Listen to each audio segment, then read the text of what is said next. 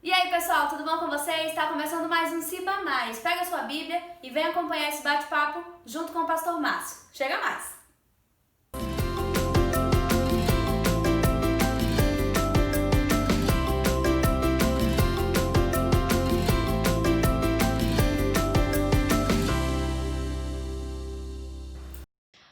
Olá, tudo bem? Sejam bem-vindos a mais um Ciba Mais. Como sempre, eu estou aqui com o pastor Márcio. Tudo bem, pastor Márcio? Tudo bem, Lilian?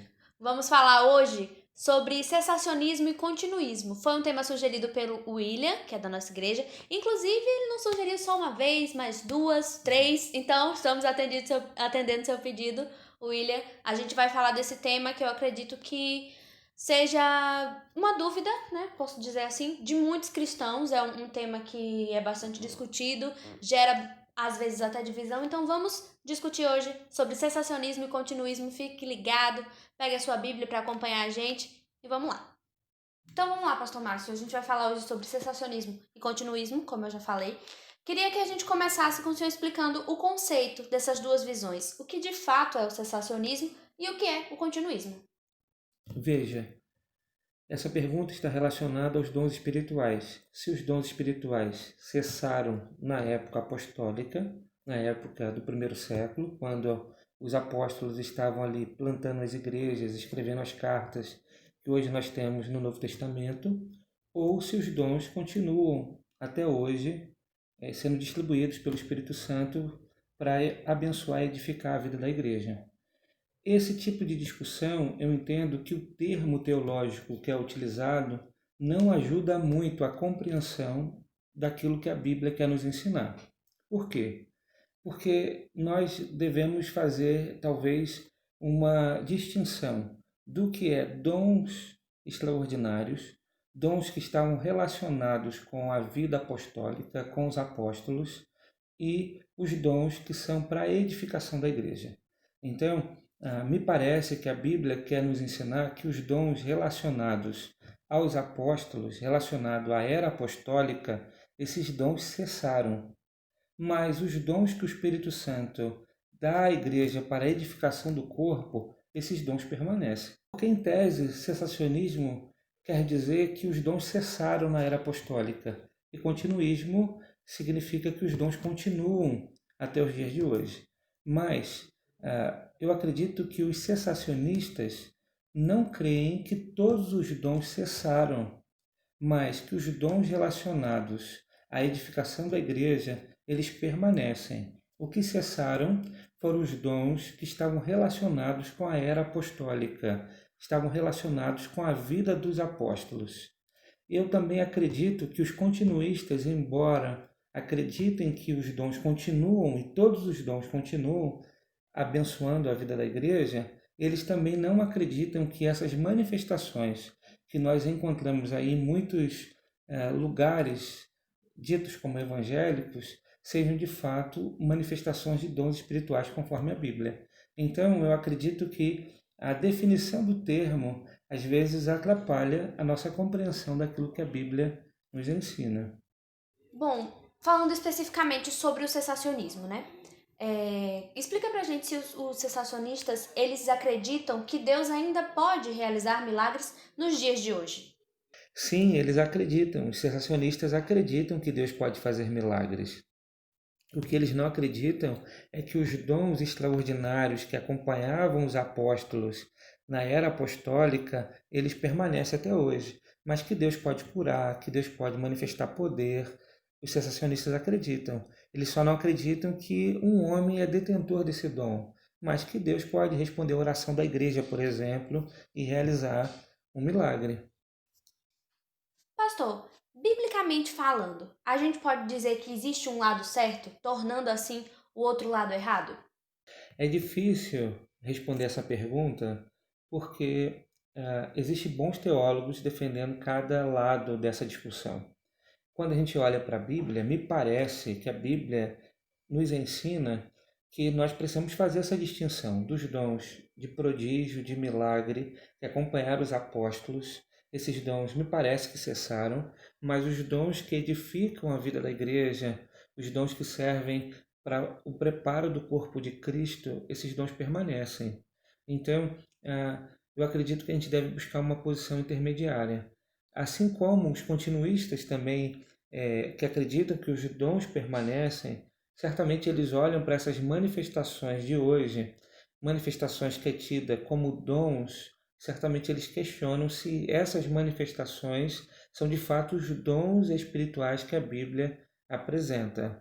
A grande discussão é teológica, porque há textos que parecem dizer que os dons continuam, há textos que parecem dizer que os dons cessaram, né? Mas a gente precisa buscar essa posição intermediária, como eu disse, porque há muita coisa sendo feita hoje no meio da igreja que certamente não tem nada a ver com os dons apresentados nas Escrituras.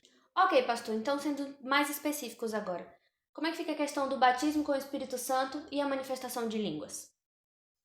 Então, eu entendo que a maneira que muitos crentes interpretam o batismo do Espírito Santo, ela é equivocada e se utiliza de textos que, no meu ver, é interpretado fora do contexto.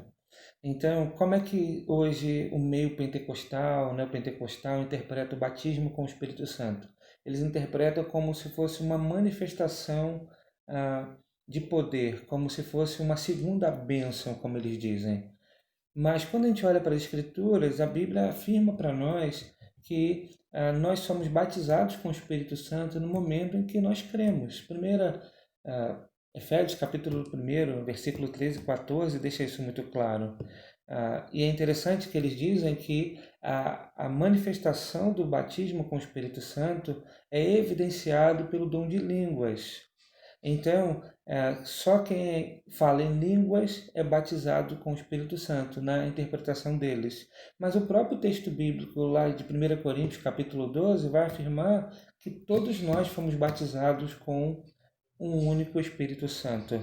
E é interessante isso, porque lá o apóstolo Paulo vai falar sobre os dons e ele vai dizer que nem todo mundo tem os mesmos dons. Então, eu entendo que essa compreensão do batismo com o Espírito Santo, ela é um tanto quanto equivocada. Outro texto que se utiliza muito é o texto de Mateus, capítulo 3, se eu não estou enganado, que vai falar sobre o batismo com fogo. Mas ali o texto deixa claro que o batismo com o Espírito Santo é recebido por aqueles que fazem parte do trigo em que Deus vai juntar em seu celeiro. Mas o batismo com fogo é aquele que queima a palha. Ou seja, o texto está ensinando que o batismo com o Espírito Santo é o batismo que salva, e o batismo com fogo é o batismo que condena. Então não está falando de um revestimento de poder. Então eu entendo que a compreensão que o batismo do Espírito Santo como uma segunda bênção é uma interpretação equivocada. Eu entendo que nós somos selados com o Espírito Santo no momento da conversão. Outra coisa importante é a questão do falar em línguas. Quando a gente olha, por exemplo, Atos capítulo 2, a descida do Espírito Santo, ali o texto é muito claro que diz que os galileus falavam na sua língua e as pessoas de diversas nacionalidades que estavam em Jerusalém por conta da festa do Pentecoste entenderam que eles estavam falando na própria língua materna. E o texto ali dá uma série de nacionalidades. Então, não é uma língua estranha, mas uma língua estrangeira. Eram povos estrangeiros que estavam entendendo a mensagem sendo pregada. Quando a gente vai para Atos capítulo 8, o Espírito Santo desce sobre os samaritanos, o texto não traz nenhuma referência à manifestação de línguas. Isso é interessante. Por quê? Porque judeus e samaritanos falavam a mesma língua. Mas quando a gente vai para Atos capítulo 8, acontece ali a descida do Espírito Santo na casa de Cornélio. E ali há uma manifestação de línguas. Mas Cornélio era um italiano. Ele falava, ele glorificava a Deus na sua língua, que era diferente da língua falada por Pedro. Então a gente precisa entender isso. E depois acontece de novo uma manifestação com o apóstolo Paulo pregando na igreja de Éfeso, ou melhor, na cidade de Éfeso. E ali também é uma manifestação de línguas. Mas ali também Paulo está pregando para gentios. Então é importante a gente entender esses detalhes do texto. E aí, esse texto, inclusive, que Paulo está pregando aos Efésios, em que Paulo chega e pergunta: vocês já ouviram falar do Espírito Santo? E eles dizem: não, nós nunca ouvimos, nós temos o batismo de João. E aí Paulo impõe a mão sobre eles, o Espírito Santo desce sobre eles. Alguns utilizam esse texto para afirmar, tá vendo? Olha como o batismo com o Espírito Santo é uma segunda bênção. Eles já haviam sido batizados pelo batismo de João, mas agora, somente agora que o Espírito Santo desceu sobre eles. Mas a gente precisa compreender que aquele texto é um texto de uma, como eu posso dizer, de uma transição. João Batista batizava antes mesmo do ministério de Jesus. João já batizava, João batizou a Cristo. Então, havia muitas pessoas que haviam sido batizadas no batismo de João antes mesmo da descida do Espírito Santo. É por isso que aquelas pessoas tinham o batismo de João e não tinham ainda o Espírito Santo, porque o Espírito Santo desceu, o ministério do Espírito Santo foi inaugurado em Atos capítulo 2. Então a gente precisa compreender no texto de Atos que essas manifestações de línguas, de louvar a Deus em uma língua, não era uma língua estranha, era uma língua estrangeira. Era estranha porque tinham dois povos diferentes ali, duas etnias diferentes.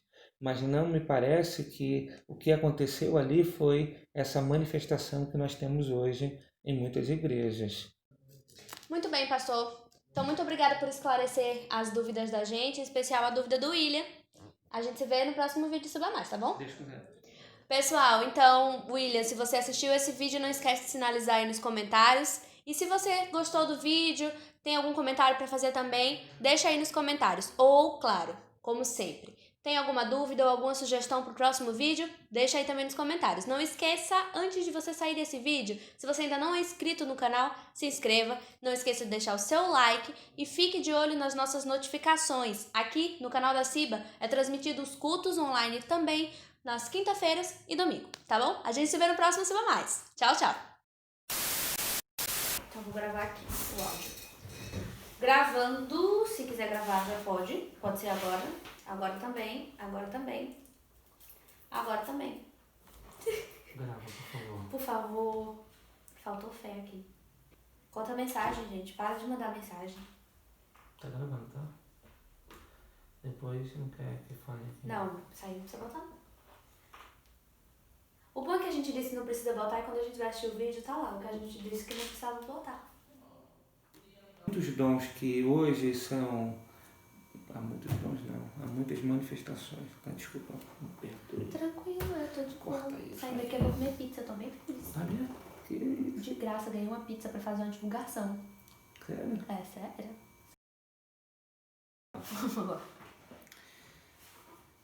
Então, Lília ficou, né? E respondemos... Nossa, então, ficou ruim. Não faço a menor ideia como é que tá meu cabelo. Espero que não esteja muito ruim. Vamos lá. Não, calma aí.